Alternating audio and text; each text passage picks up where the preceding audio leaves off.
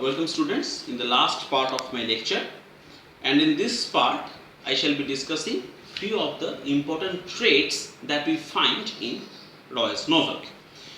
The first of them is the narrative strategy. Right.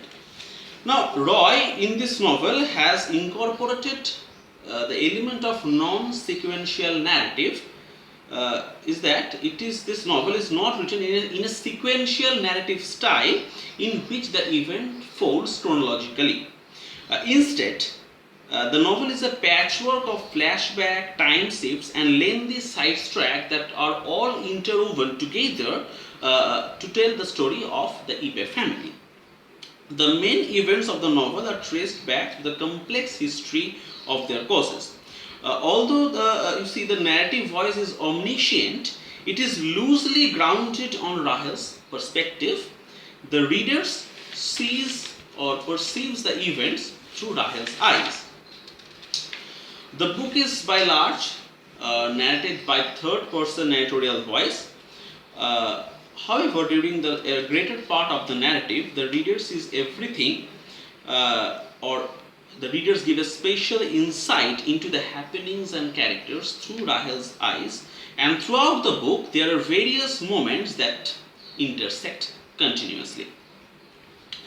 The story is obviously set in Ayambanem in the Kottayam district of India, and the main part of the plot takes place in 1969, involving changes of time, ideology and influence. Now, the most important discussion would be the incorporation of autobiographical elements. Autobiography, in a general sense, we mean that when an author is describing the incidents of his or her own life, and many critics have considered this novel to be a semi-autobiographical in its approach. Now, Arundhati Roy was born in Shillong, Meghalaya, and his mother was Mary Roy. Mary Roy was a Malayali Syrian Christian, and his father was Rajiv Roy, a Bengali Hindu from Calcutta. So, Arundhati Roy is a half Christian and a half Hindu. In the story, we see Rahel is also a half Christian and a half Hindu, because the father was a Christian and the mother was a Hindu. Like Ammu, who has divorced her husband, Arundhati Roy's mother, Mary Roy, also divorced her husband and returned to Kottayam in Kerala, the same place in which Roy's novel is situated. Roy attended school at Corpus Christi, Kottayam, followed by the Laurel School in Lovedale. Now, after she grew up, she married Pradeep Krishnan, right, an independent filmmaker, but she eventually divorced her husband, like Rahel has divorced her husband in America. So these are the few autobiographical strands embedded in the narrative. The setting of Kolkata and Kerala, both Bengal and Kerala in Kottayam, the turbulent emotional form, the ups and downs in one's life, the anxiety, perturbation, crisis in the lives of Ammu, Baby Kochamma, Chako, the separation, the breakdown of human relations and subsequent reconciliation, all these were also to a great extent part of Arundhati Roy's own life. And in this novel, she has reflected some important concerns of her own life, which critics agree to a large extent. Now, these similarities that of the characters that she creates include her own Syrian Christian and Hindu lineage, the divorce of her parents, the family home in Ayambanem, after her mother's divorce, her education in an architectural school, to name a few.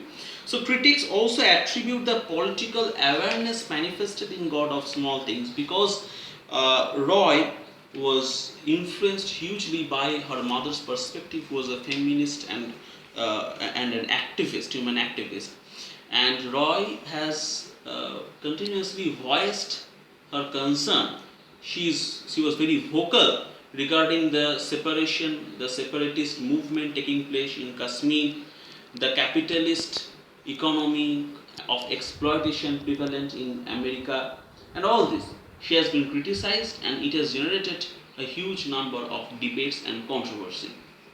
So these are the autobiographical traits. Now, lastly, I shall discuss the text, this novel, from an eco-critical perspective, considerations of nature. So you see, the voice of nature is resonated in several dimensions throughout the text. Roy has presented a distinct blend of events, ideas, objects, and characters that renders the exploitation of nature in the name of development and modernization by human beings. Velutha is actually the god of small things in the novel. He is a man of ecology who makes small things from wood and other materials gained from nature. He is actually the god of small things, if we focus on the title. He is a man of nature, and for him the most the trustworthy companion is nature. When Velutha is driven out from the house by his mother, he takes refuge in the lap of nature near the bank of the river. He starts living near the river Minachal. The Minachal river is portrayed. He enjoys swimming in the river, and when he is convicted in a false case and betrayed by his family and communist leader Pillai, he seeks refuge near the bank of river. So nature is providing a solace to the disturbed human souls. Nature is a refuge for the mankind. The same concern which William Wordsworth had depicted, has written, has voiced in near about 2 centuries ago.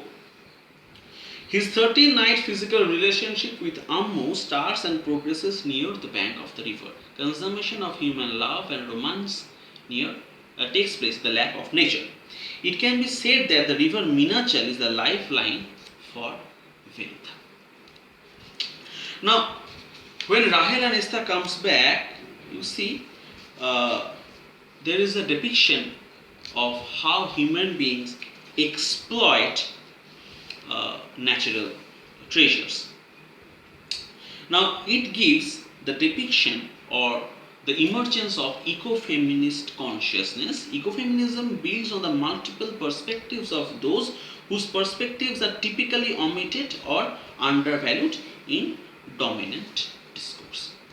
Now, when Rahel came back to Ayampenem after a long absence of 23 years, she found out that the river the same Minachal river, greeted her with a ghastly skull smile with holes where teeth had been and a limp hand raised from a hospital bed. Though it was June and raining, the river was no more than a swollen drain now, a thin ribbon of thick water that lapped wearily at the mud banks on either side, sequined with the occasional silver of a dead fish. It was choked with a succulent weed whose 4 brown roots waved like thin tentacles underwater. Bronze-winged lily trotters walked across it, splay-footed, cautious, a slow-slugging green ribbon laws that ferried garbage to the sea now. So how these industries are continuously polluting our natural resources. Because you see this garbage, waste materials from factories were drained and deposited in the river. This is how we are polluting our mother earth. So very subtly, in a very subtle way, in a very subtle manner, Arundhati Roy is also incorporating, infusing eco-critical, ecological consciousness in her novel. So questions may come in your exam concerning the class discrimination, the caste identity of India, the turbulence and crisis generated in individuals' life regarding the breakdown of marriage, betrayal and love affair, the autobiographical elements, essence imbued in the narrative, and lastly, the eco-critical or ecological consciousness. So this, in a brief, is the discussion regarding Arundhati Roy's God of Small Things.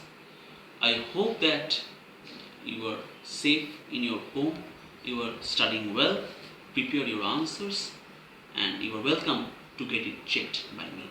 Thank you.